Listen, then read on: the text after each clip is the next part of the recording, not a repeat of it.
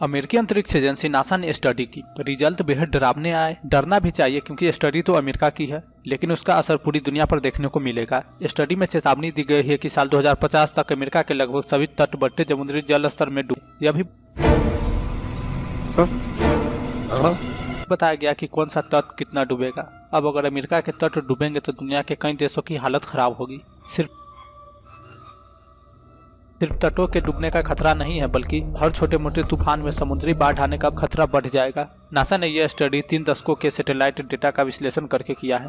इसके बाद नासा के वैज्ञानिक ने बताया कि अमेरिका के तट 1 फीट यानी 12 इंच तक डूब जाएंगे, यानी अभी के जल स्तर से 1 फीट ज्यादा। सबसे ज्यादा प्रभावित होगा खाड़ी का तट यानी गल्फ कोस्ट और दक्षिण पूर्व यानी साउथ ईस्ट कोस्ट के तट यानी New York, San Francisco, Los Angeles और वर्जीनिया जैसे कई तटीय राज्य मुसीबत में आएंगे। समुद्री जल स्तर के साथ साथ सबसे बड़ी दिक्कत जो आएगी वो होगी तूफानों की वजह से आने वाली समुद्री बाढ़। यह स्टडी हाल ही में communication earth and environmental journal में प्रकाशित हुई है। नासा की इस स्टडी में कई साइंटिफिक एजेंसियों की रिसर्च रिपोर्ट का एनालिसिस किया गया है, जिसे सी लेवल राइज टेक्निकल रिपोर्ट कहते हैं। इनमें बताया गया है कि अगले 30 सालों में अमेरिका के तटों पर पानी ही पानी होगा।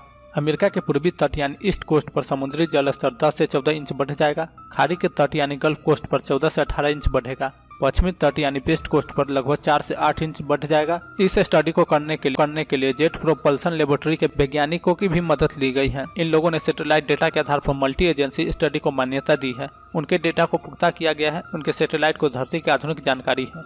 यूनिवर्सिटी ऑफ मिशिगन के क्लाइमेट साइंटिस्ट जोनाथन ओवरपेक ने कहा कि नासा ने अपने सैटेलाइट अल्टीमीटर से समुद्री सतह को नापा। उसके बाद नोवा के टाइट गॉज रिकॉर्ड से मिलाया। नोवा यह डेटा पिछले 100 सालों से जमा कर रहा है। इसके बाद नासा यह बात स्पष्ट तौर पर समझ पाया कि उनकी रीडिंग्स गलत नहीं है। ग्राउंड लेवल पर भी डेटा सही है। यह सबसे बड़ी चिंता की बात है कि डेटा सही है, यानी अमेरिकी तटों का भविष्य खतरे में है। जोनाथन ने बताया कि नासा की स्टडी सरप्राइज नहीं कर रही है, डरा रही है। हमें पता है कि समुद्री जल स्तर तेजी से बढ़ रही है, उसकी वजह भी पता है। जितना ज्यादा ध्रुवीय बर्फ पिघलेगी उतना ज्यादा समुद्री जल स्तर यानी सी लेवल बढ़ेगा। ध्रुवीय बर्फ ग्लोबल वार्मिंग की वजह से पिघल रही है, यानी धरती और समुद्री सतह का तापमान तेजी से बढ़ रहा है। साथ ही हवा भी गर्म होती जा रही है।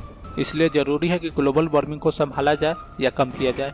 न्यूयॉर्क यूनिवर्सिटी के क्लाइमेट साइंटिस्ट डेविड हॉलैंड कहते हैं कि नासा के डेटा सटीक है।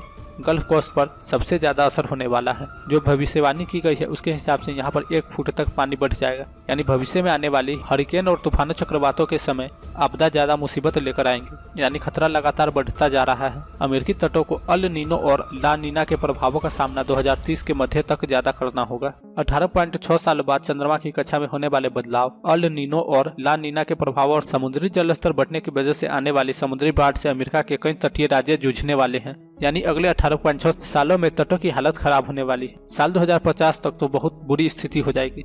तटों पर समुद्र आगे आ जाएगा। अल नीनो की वजह से समुद्री सतह गर्म होती है, जिससे तूफानों की आने की मात्रा बढ़ जाएगी। नासा के सी लेवल चेंज टीम के प्रमुख बेन हेमलिंगटन ने कहा कि हमें यह किसी बड़ी चुनौती से कम नहीं लग रहा। यह बेहद खतरनाक है। स्टडी तो सिर्फ अमेरिका की है, लेकिन इसका असर पूरी दुनिया पर होगा। सिर्फ समुद्री जल स्तर ही नहीं बढ़ेगा, उसके साथ कई अन्य तरह की प्राकृतिक समस्याएं भी बढ़ेगी। हमने पिछले 30 सालों से डेटा का एनालिसिस किया है।